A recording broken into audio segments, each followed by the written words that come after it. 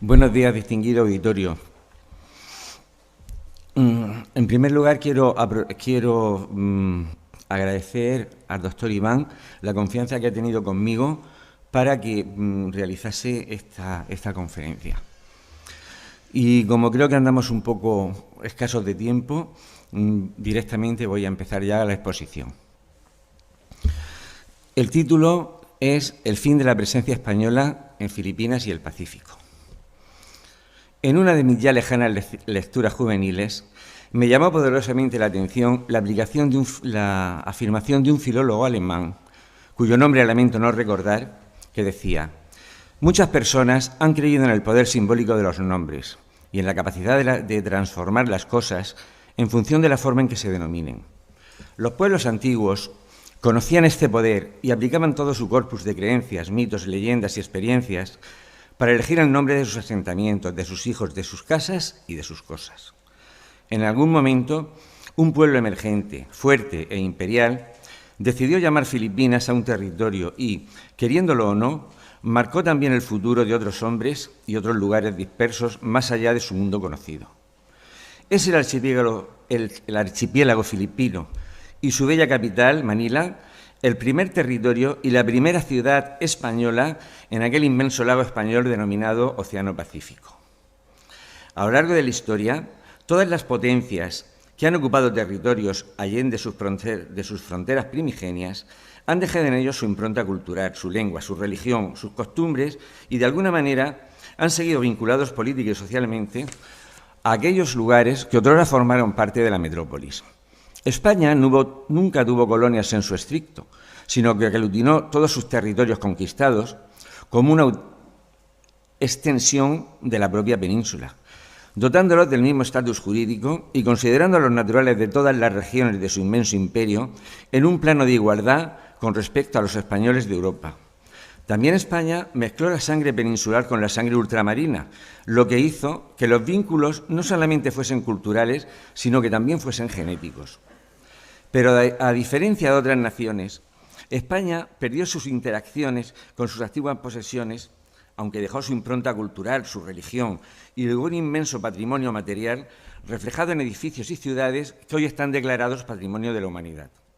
Sin embargo, todo lo que España dejó en América no lo pudo conservar en Filipinas y el Pacífico, donde, con excepción de la religión católica, se ha borrado, incluso en los libros de historia, todo rastro material y espiritual de la presencia y cultura hispánica.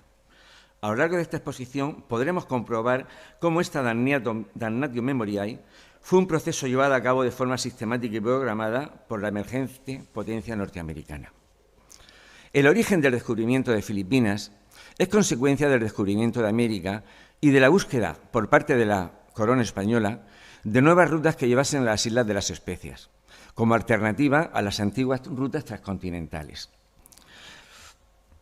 España debía encontrar un trayecto desde América hacia el Pacífico para ocupar los territorios al este del contrameridiano de Tordesillas, sin entrar en conflicto con la monarquía portuguesa.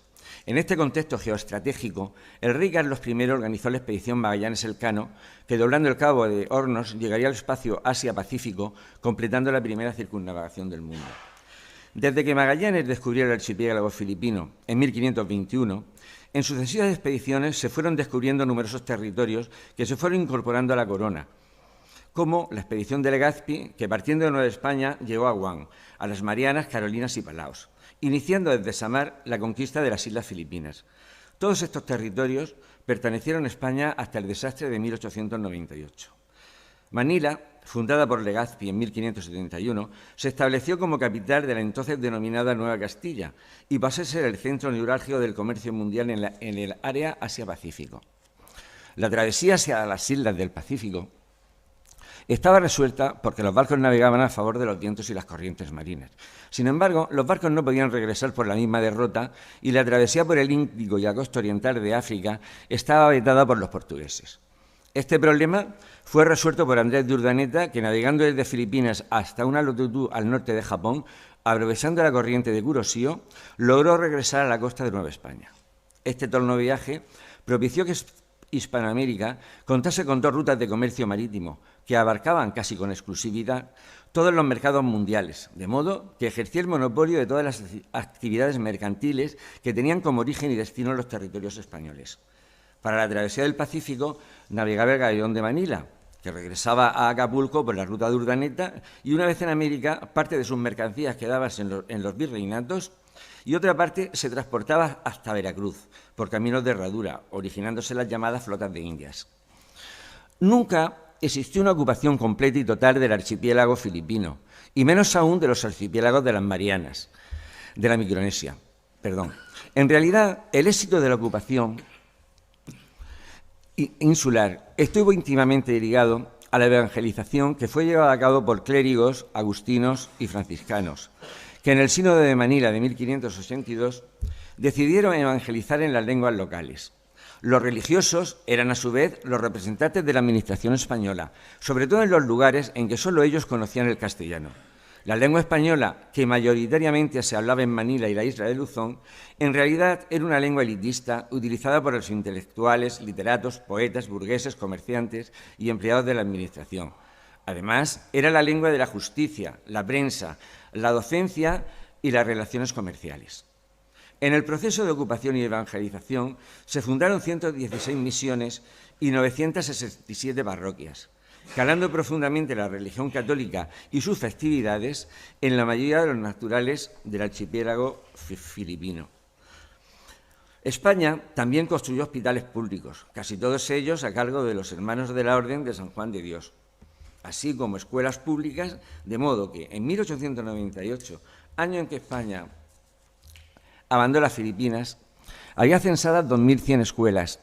La administración española, al igual que había hecho en Hispanoamérica, también se ocupó de la fundación de universidades y colegios mayores, siendo la universidad más importante la de Santo Tomás, erigida en Manila en el año 1611 y que fue la primera universidad que se fundó en Asia. La arquitectura filipina está muy influida por la arquitectura colonial hispanoamericana. No en vano, fue desde Nueva España donde se inició la colonización y aculturación hispana del archipiélago. Unido a las características propias de la influencia arquitectónica española, los edificios incorporan elementos materiales propios de la zona. De esta forma, templos, monasterios, conventos, iglesias y edificios administrativos utilizan el bambú, la madera, las conchas e incluso el coral en combinación con la piedra. Dadas las condiciones sísmicas de la zona, los edificios se construyeron con muros de ancha base que iban menguando mientras se elevaban en altura. Son los edificios asiáticos que mejor han soportado los terremotos.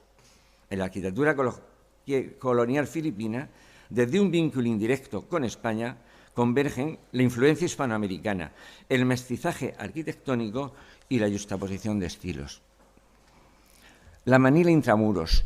Desde un planteamiento edilicio, el barrio Intramuros de Manila es el conjunto que mejor representa la realidad arquitectónica colonial de Filipinas. Fundada en 1571, su perímetro se rodeó de un recinto abaluartado de 7 metros de altura y 3 metros de espesor. Este se prolongaba en forma de cuña hacia la desembocadura del río Pasig, de modo que sus baluartes artillados dominaban el frente marítimo. El interior del recinto se organizó a modo de trama reticulada con una plaza mayor rodeada de los edificios más notables. Las calles, al estilo de las ciudades coloniales de América, presentaban perfiles uniformes con balcones y alquerías, y las viviendas se construían en torno a patios que favorecían la socialización y facilitaban la iluminación y ventilación de los ambientes interiores. Del patrimonio arquitectónico que no fue destruido en la Segunda Guerra Mundial queda la iglesia de San Agustín, que es el mayor tesoro arquitectónico que se conserva en Filipinas. La Catedral de Manila, destruida por los bombardeos de MacArthur, y la iglesia de San Pedro y San Pablo de Calasiao. Otros edificios notables son el Fuerte de Santiago, el edificio de la aduana, la Casa Manila, el Palacio Episcopal, el Palacio de la Gobernación y la Universidad de Santo Tomás, destruida en la Segunda Guerra Mundial. Además de Manila, Vigan, en la isla de Luzón, es otro notable ejemplo de la arquitectura colonial filipina y en 1999 fue declarada Patrimonio de la Humanidad.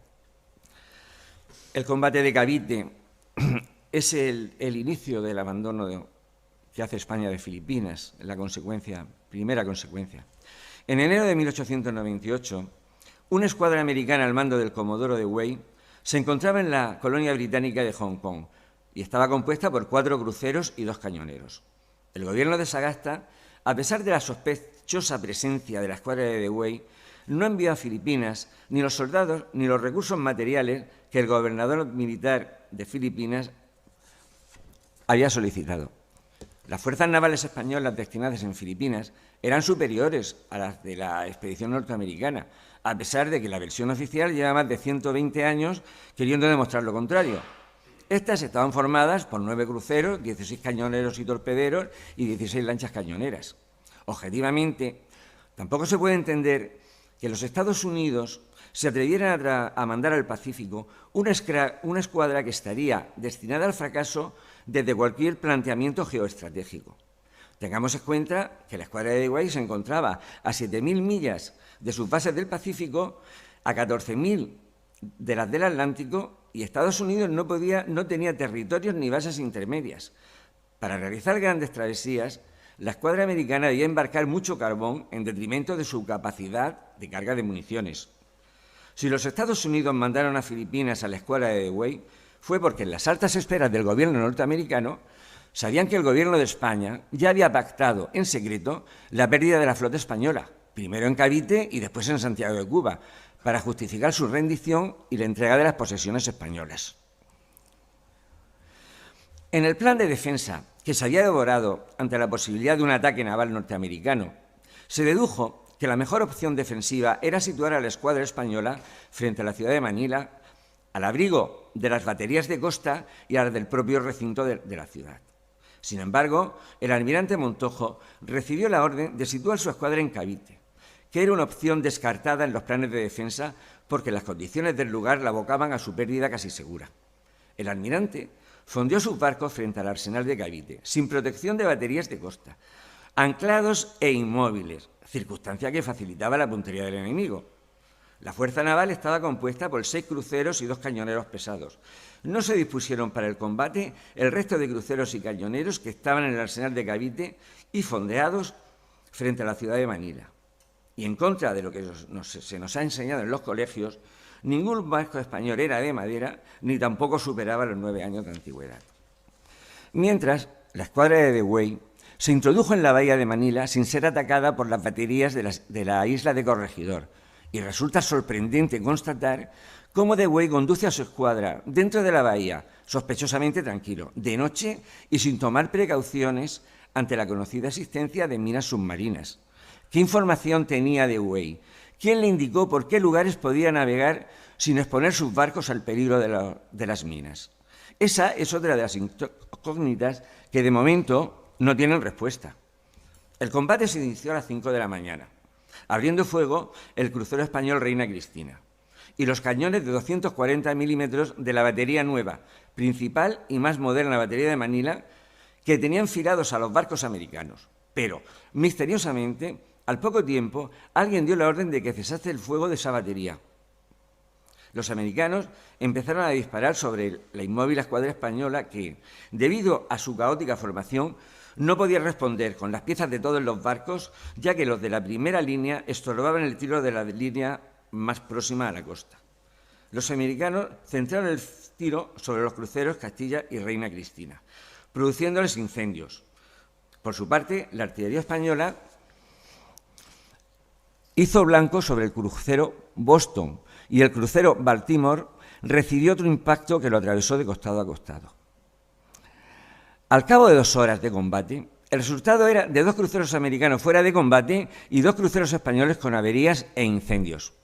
En este momento, el comodoro Dewey recibió un parte en el que se le informaba que su barco, el Olympia, había consumido casi toda su munición y los demás la habían agotado en más del 60%. Dewey ordenó cesar el fuego e hizo a su escuadra virar en redondo, alejándose del escenario del combate. Si la escuadra española hubiese sostenido un nuevo combate, casi con toda seguridad hubiese podido ganar la batalla, porque los americanos se habrían quedado sin municiones. En ese momento, Montojo abandonó la escuadra y se retiró a Manila, dejando a los comandantes de los barcos la delirante orden de hundir sus barcos caso de que se reanudase el combate. Dewey dudaba de proseguir el combate o dirigirse a un puerto neutral para carbonear y reemprender el regreso a América. Antes de tomar la decisión, mandó al cañonero Petrel a las 11 de la mañana para inspeccionar el estado en que estaba la escuadra española. El Petrel, al comprobar que todos los barcos continuaban a flote, invirtió el rumbo, realizando algunos disparos para cubrir su retirada. A continuación, ocurrió el hecho más vergonzoso e infame que había realizado la Marina Española en toda su historia, solo superado en deshonra poco después en Santiago de Cuba. Sobre las 11:50 de la mañana, pensando que se había reanudado el combate, los comandantes de los barcos, obedeciendo las órdenes que había dejado Montojo, mandaron a abandonar los buques, retiraron las llaves de fuego de las piezas de artillería, inundaron los pañoles y abrieron las válvulas de fondo para que los barcos se inundasen. ¿De quién había recibido órdenes el almirante? Cuando Dewey recibió la noticia, naturalmente reanudó el combate, cebándose impunemente en los barcos españoles semihundidos. Antes de que las dotaciones desembarcadas llegasen a Manila, Montojo abandonó la ciudad en un barco alemán. Nadie le había pedido explicaciones, pero entiendo que no querría contestar a las preguntas de sus oficiales. Verán ustedes que el relato del combate que les he expuesto no tiene nada que ver con la versión oficial que se enseña en los colegios. A consecuencia de estos combates llega la capitulación de Manila, que fue, después del combate, los americanos ocupan el arsenal, pero no tenían tropas de infantería para atacar Manila, y la labor de bloqueo de la ciudad fue encargada a los reveres de Aguinaldo. En España quedaba una escuadra de reserva con los mejores barcos de la flota. Estaba al mando del almirante Cámara. Esta escuadra la componían un acorazado pesado que era el Pelayo, un crucero acorazado que era el Carlos V, 2 fragatas acorazadas, 4 transatlánticos artillados que daban 20 nudos de velocidad y 3 destructores. Esa era la flota que había de Cámara, que era la flota de reserva. Esta flota recibe instrucciones para dirigirse a Filipinas, pero incomprensiblemente, cuando la agrupación naval había sobrepasado el canal de Suez y navegaba por el Mar Rojo, recibió la orden urgente de regresar a la península. La escuadra de reserva no iría al Caribe ni al Pacífico.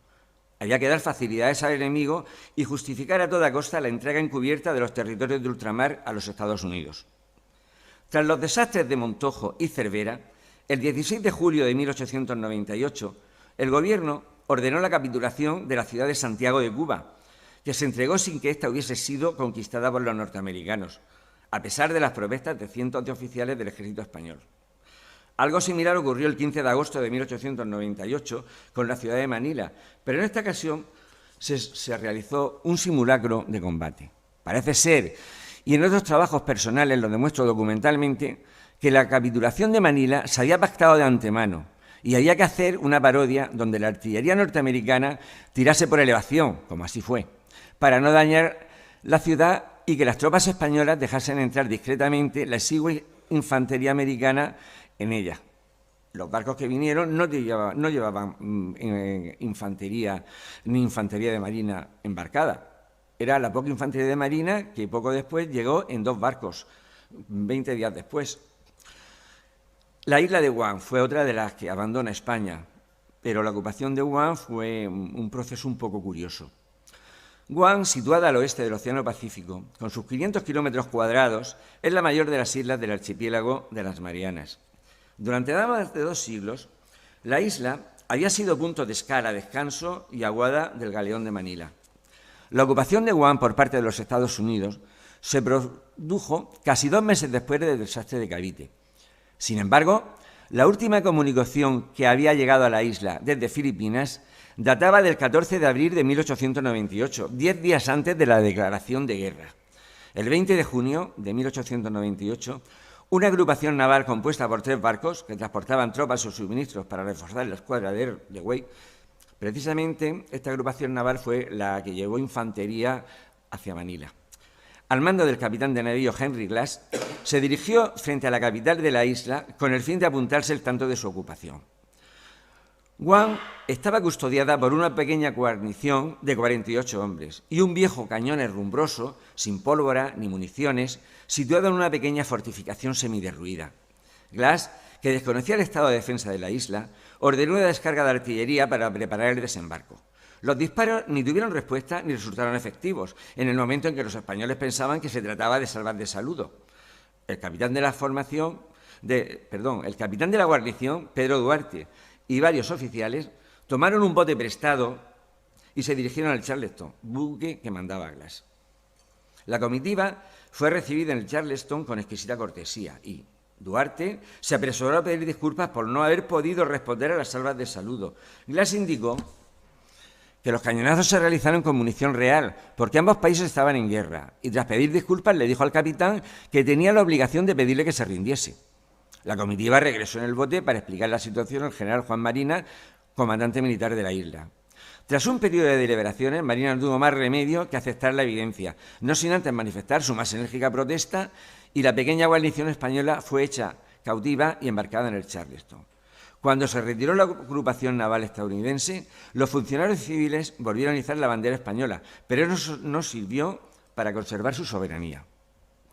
El Tratado de París se celebra el 1 de octubre de 1898 con el máximo secreto, cerrado el Parlamento español, decretada la censura de prensa y suspendidas las garantías constitucionales.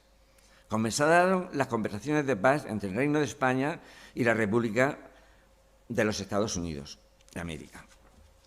Durante todo un mes, el asunto monográfico fue la cuestión de Cuba, que en realidad era el único territorio que el gobierno de Sagasta había pactado entregar.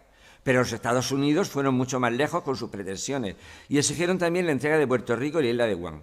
Pero no quedó ahí el asunto, puesto que España no solo se resignó a perder la ciudad de Manila, sino que vendió todo el archipiélago filipino a la potencia americana por $20 millones. El pueblo español no se enteró de estos manejos y todas las conversaciones se llevaron en secreto y sin control parlamentario, para evitar un estallido social de la población española. Cabe afirmar que el Tratado de París es ilegal, según las normas y preceptos del derecho internacional, en el momento en que dos de estos preceptos no se cumplieron. Por una parte, no fue ratificado por el Parlamento español y, por otra, no se dio opción a los habitantes de los territorios en litigio a que conservasen su nacionalidad española, que era un derecho que no se podía conculcar. Tras el Tratado de París, a España solo le quedaban los archipiélagos de las Marianas, Carolinas y Palaos, que también fueron detrás y se fueron perdiendo. Los archipiélagos de las Marianas, Carolinas y Palaos son un conjunto de 1.600 grupos de islas que ocupan una superficie equivalente a la de Europa Occidental. El 12 de febrero de 1899, siendo ministro de Estado Francisco Sisvela, mediante el Tratado Hispano-Alemán, en el colmo de la desvergüenza, formalizó por 25 millones de pesetas la venta de los archipiélagos al Imperio Alemán. En este caso, no mediaron guerras ni amenazas previas. Mediante el contrato de venta, España podía establecer estaciones navales o de carboneo en las islas de Saipán, Yap y Koror, cosa que España no ha hecho en más de 20 años. Cabe añadir que en el año 1948, el abogado e investigador del CSIC, Emilio Pastor Santos, realizó un amplio estudio documental y jurídico sobre el Tratado Hispano-Alemán y pudo demostrar que un conjunto de 25 atolones y 5 islas no estaban recogidas en el contrato de venta a Alemania. Las 5 islas son Pescadores, Guedes, Monteverde, Coroa y Ulithi. Los referidos territorios ni estaban mencionados con sus topónimos ni dentro de las coordenadas que definían el espacio que abarcaban los territorios que se vendieron. Ningún gobierno hasta el presente ha reclamado para España la soberanía que legalmente le pertenece. Se proclama la República Filipina. Cuando la escuadra española fue destruida en Cavite, las fuerzas estadounidenses que ocupaban el arsenal no eran suficientes ni para consolidar esa posición ni para ocupar la ciudad de Manila. En espera de refuerzos, los americanos recurrieron a 10.000 rebeldes filipinos para que rodeasen el perímetro de la ciudad. El recurso al apoyo filipino fue bajo la promesa del reconocimiento de la independencia de Filipinas. Sin embargo, una vez que los rebeldes hicieron su trabajo, los americanos los ningunearon y los humillaron hasta el punto de no dejarles participar en la ocupación de Manila. Aguinaldo a quien los americanos no le habían comunicado sus planes para el Tratado de París, proclamó una independencia unilateral de Filipinas el 12 de junio de 1898. Independencia que los americanos, faltando a su promesa, no reconocieron, y el 4 de febrero de 1899 declaró la guerra a los Estados Unidos. Aguinaldo, de aliado, pasó a ser considerado bandido y fugitivo, y asimismo sus guerrilleros. El presidente McKinley afirmaría: los filipinos son incapaces de autogobernarse, hay que educarlos y cristianizarlos, como si no llevasen casi 4 siglos cristianizados y educados. Emilio Aguinaldo se arrepentiría toda su vida de haber luchado contra España.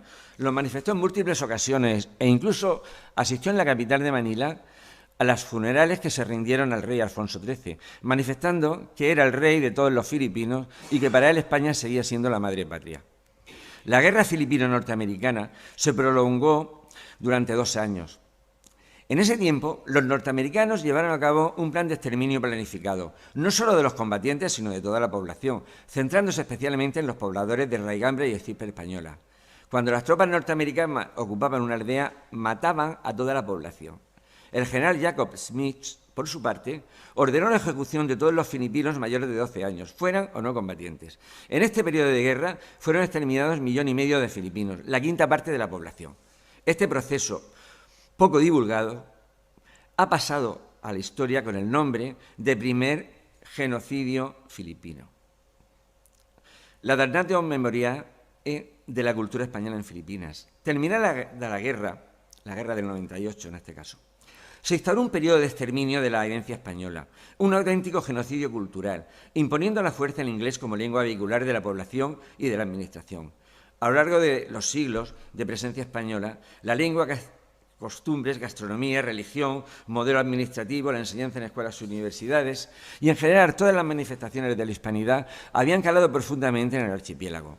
El español, como lengua oficial de la administración, la prensa y la literatura, convivía en perfecta armonía con el tagalo y el chabacano, lenguas que incluían vocablos tanto de la lengua española como de los numerosos dialectos filipinos.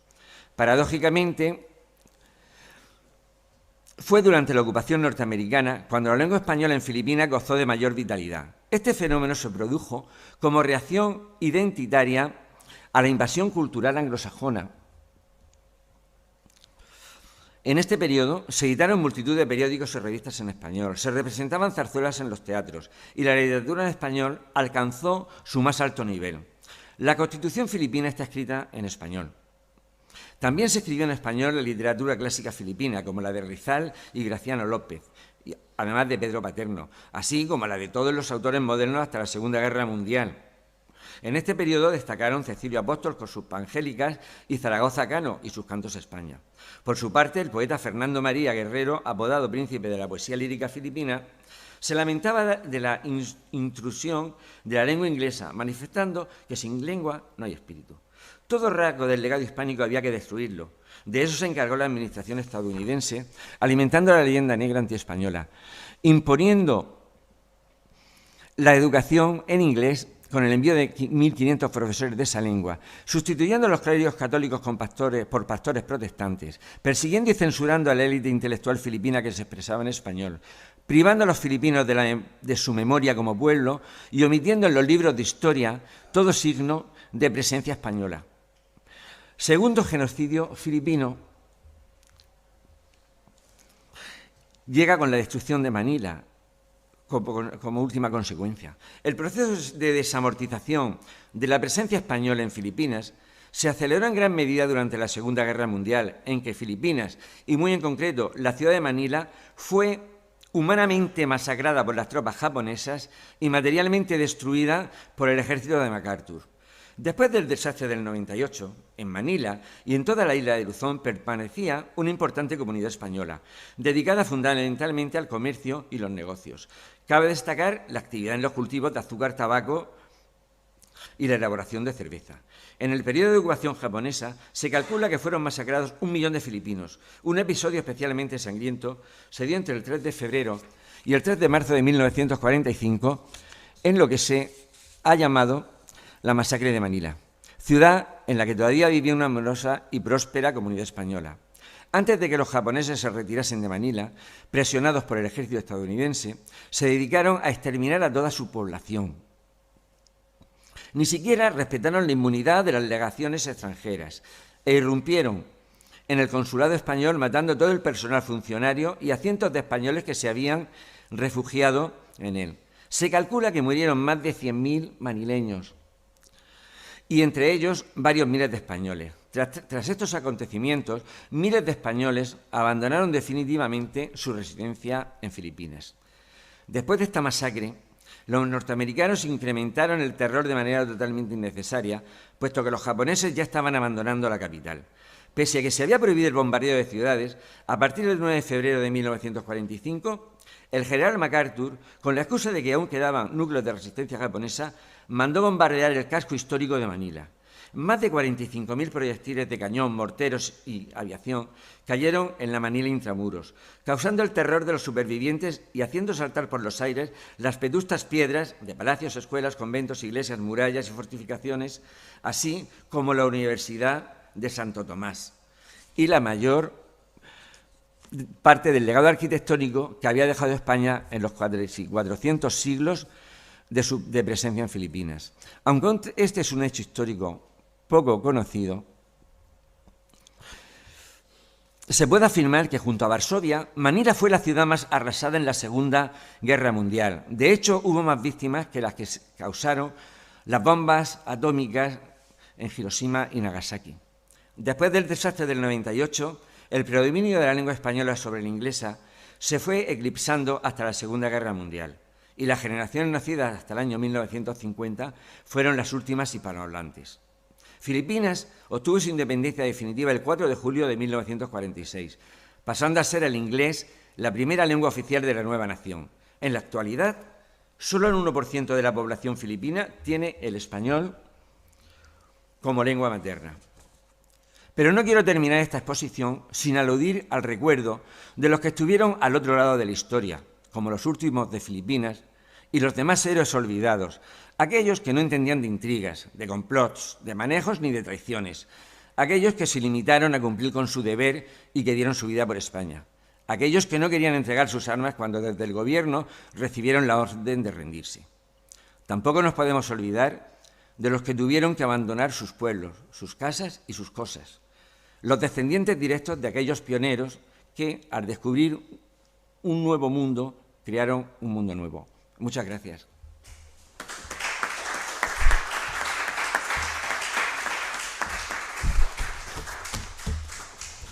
Caramba, caramba, caramba, caramba, lo que hemos oído, ¿eh? Yo te encarezco muy en serio a continúes con esa línea de investigación que quizás seas, si no el único español, de los muy pocos, y que nos ayudes a todos a desvelar ese cúmulo de traiciones, etcétera, ¿no? Creo que se nos ha escondido, y confiemos en que puedas seguir trabajando en ello. Un poco demoledor, ¿no? Un poco desolador. En esa línea, recientemente he publicado un libro donde explico todos estos acontecimientos con muchísima más amplitud. ¿Cuál es el título del libro? El título es 1898, crónica de una derrota pactada. Ahí se habla de los acontecimientos, no solo de Filipinas, fundamentalmente de Santiago de Cuba, y los antecedentes, los motivos, las traiciones, las intrigas, y todo de una forma totalmente documentada. Muy bien. Creo que ha acudido a fuentes que hasta ahora nadie había visto. No, extraordinario, extraordinario. Bueno, queridos todos, entonces ahora tenemos una pausa. Perdón, una mano levantada. Quería solamente un comentario. El presidente honorario de nuestra asociación, el doctor Manila, Perdón. Me ha conmocionado un poco, ¿no?, todo lo que has dicho, porque por muchas razones, pero el presidente honorario de nuestra asociación, Guillermo Gómez Rivera, un gran hispanista filipino ya mayor, en sus primeros minutos como periodista, cuando tenía apenas 20 años, le hizo una entrevista a Emilio Aguinaldo en su casa en Cavite, porque Emilio Aguinaldo fue una persona muy longeva que vivió hasta cerca de los 100 años, ¿no? No sé si incluso superó los 100 años. ¿Perdón? 96 años. 96.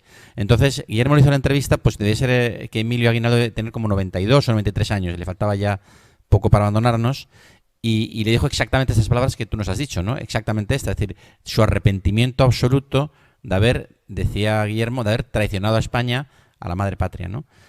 Para después lo que hicieron los americanos. Y se hablaba también del genocidio que nos has comentado, y sobre todo el genocidio que siguió a la guerra mundial, cuando ya los japoneses habían prácticamente abandonado Manila y todavía con la guerra ganada los americanos destruyeron lo que quedaba de Intramuros y de Malate y de Ermita para dispersar a los miles todavía de filipinos cuya lengua era el español, ¿no? Solamente ese comentario, disculpa, gracias.